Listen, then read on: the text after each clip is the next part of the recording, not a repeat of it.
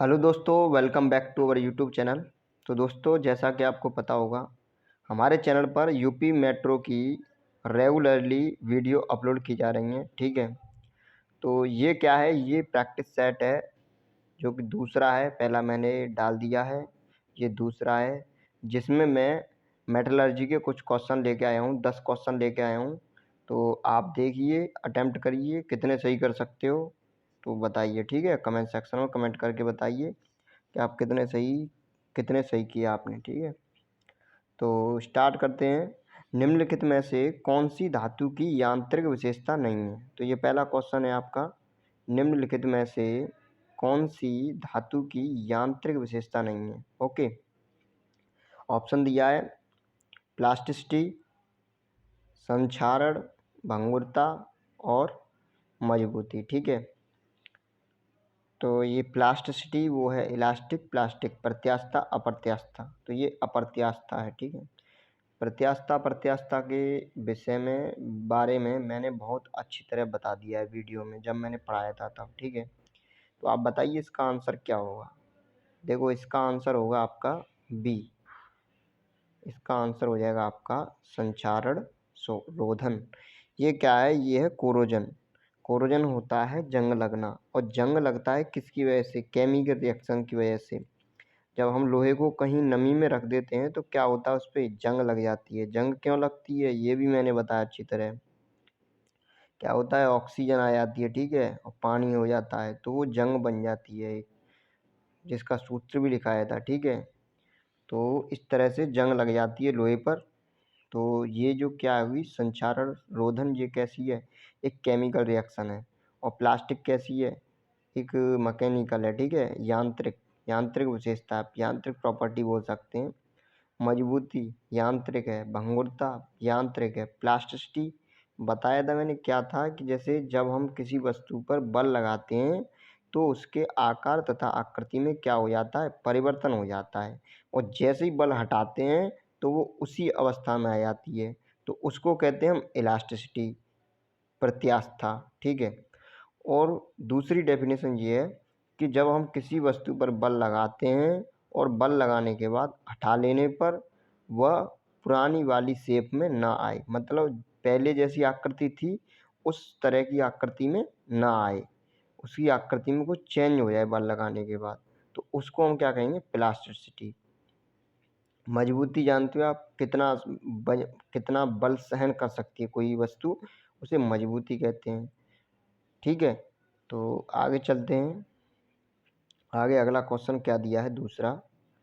तो दूसरा क्वेश्चन देखिए, किसी पदार्थ के उस गुण को क्या कहा जाता है जिसके कारण उसे पतले चादर में ढाला या पीटकर बनाया जा सके? देखो, ये भी क्वेश्चन, जितने भी क्वेश्चन हैं वो सब क्वेश्चन इम्पोर्टेंट हैं, सारे क्वेश्चन आए हुए हैं, तो आप अच्छी तरह याद कर लें इनको। ठीक है, और जो मैंने क्लास ली है तो उसे ले लें पहले, उसके बाद क्वेश्चन अटेम्प्ट करें। ठीक है, अभी तो चैप्टर वाइज प्रैक्टिस सेट है, फिर जितना वो पूरी जो सिलेबस है आपका उसके हिसाब से पूरे का प्रैक्टिस सेट चलेगा। ठीक है, अभी तो जितना करा रहा हूँ उसी का ले रहा हूँ। ठीक है, तो इसमें क्या है, इसमें देखो ये क्या कह रहा है, किसी पदार्थ के उस गुण को क्या कहा जाता है जिसके कारण उसे पतले चादर के रूप में पीट कर बनाया जा सके। जैसे लोहा है, उसको पीट पीट कर बनाते चादर के रूप में, या सोना है, सोने को हम पीट पीट के पतले पतले तार एकदम, ठीक है, उसे वैसा भी चादर के रूप में भी बनते हैं कुछ आभूषण टाइप के। ठीक है, तो कह रहा है कि मतलब इस गुण को हम क्या कहते हैं? प्लास्टिकता, ये मैंने अभी बताया, इलास्टिकता और प्लास्टिकता। ठीक है, तो इसका आंसर हो जाएगा आपका बी, आघात वर्धनीयता। इसको इंग्लिश में बोलते हैं मैलिएबिलिटी। ठीक है, आघात वर्धनीयता, तो ये हो जाएगा आपका ऑप्शन नंबर बी। तो आप चेक करते जाइए आपने कितने सही दिए हैं, कमेंट सेक्शन में कमेंट करके बताइए आपके कितने क्वेश्चन सही गए। ठीक है, अगला क्वेश्चन है, चैन, क्रेन और हुक, ठीक है, स्टीम पाइप आदि बनाने में व्यापक रूप से प्रयोग किया जाने वाला पदार्थ कौन सा है? पिटवा लोहा, आघात वर्ध्य ढलवां लोहा, कच्चा लोहा, ढलवां लोहा। देखो इसका आंसर हो जाएगा ए, पिटवा लोहा। पिटवा लोहा इसलिए हो जाएगा क्योंकि इसकी जो पिटवा लोहा होता है ये मेडिएबल बहुत ज़्यादा होता है और ये जल्दी टूटता नहीं है, ठीक है। मतलब मेडिएबल मतलब आघात वर्धनीय बहुत ज़्यादा होता है, ठीक है। जितना पीटते जाओ तो ख़राब नहीं होगा, टूटे फूटेगा नहीं, ठीक है। तो इसलिए जो चैन होती हैं, क्रेन होती हैं, इनके हुक होते हैं और स्टीम पाइप होते हैं, इनमें कौन से लोहे का प्रयोग किया जाता है? पिटवा लोहे का, ठीक है। अगला क्वेश्चन चलते हैं। अगला क्वेश्चन क्या है? 0.8% कार्बन 0.8% कार्बन वाले स्टील में होता है एक क्रांतिक बिंदु, ठीक है। कितने क्रांतिक बिंदु होते हैं? एक क्रांतिक बिंदु होता है, ठीक है। आगे चलते हैं अगले क्वेश्चन की तरफ। तो अगला क्वेश्चन दिया है 0.15 से 0.45% कार्बन युक्त, ठीक है, स्टील को क्या कहा जाता है? ये मैंने करा दिया है किस किस में कितनी कितनी कार्बन उपस्थित होती है, ओके। तो इसका आंसर हो जाएगा निम्न carbon steel. Option number D आपका सही है, बिल्कुल। आगे चलते हैं अगले क्वेश्चन की तरफ। तो अगला क्वेश्चन क्या दिया है? कठोरीकृत स्टील निम्नलिखित में से कौन सी प्रक्रिया के बाद ही प्रयोग में लाया जा सकता है? तो इसका आंसर आ जाएगा आपका डी, हो जाएगा टेम्परिंग के बाद ही, ठीक है। कौन सी प्रक्रिया के बाद प्रयोग में लाया जा सकता है? क्या कठोरीकृत स्टील, उसको टेम्परिंग के बाद ही प्रयोग में लाते हैं। अगला क्वेश्चन क्या है? निम्नलिखित में से कौन सा कार्बन लोहे का एक मिश्र धातु है जिसमें कार्बन एक संयुक्त अवस्था में है? मतलब ये कह रहा है कि कार्बन और लोहा दोनों ही उसमें मिले हुए हैं, ठीक है। तो ऐसा क्या है? वो स्टील है। तो इसका आंसर हो जाएगा आपका सी, स्टील, ओके। अगले क्वेश्चन की तरफ चलते हैं। तो अगला क्वेश्चन क्या दिया है आपका?